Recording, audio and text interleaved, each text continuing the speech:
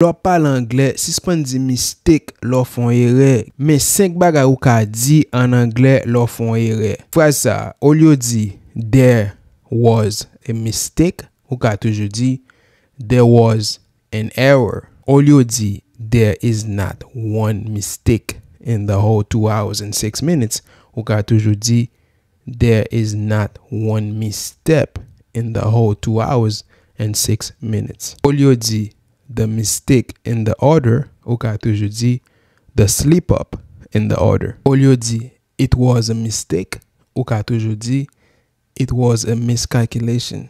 Mde mal calculé. Au lieu di she quickly corrected that mistake, li kouri korije rea, ou ka toujou di she quickly corrected that misconception. Sou pa kompren yon nan mot anglais sa yo, fè recherche yo. Kiton ti commentaire tou sou besoin plus aide avec un lot mot anglais.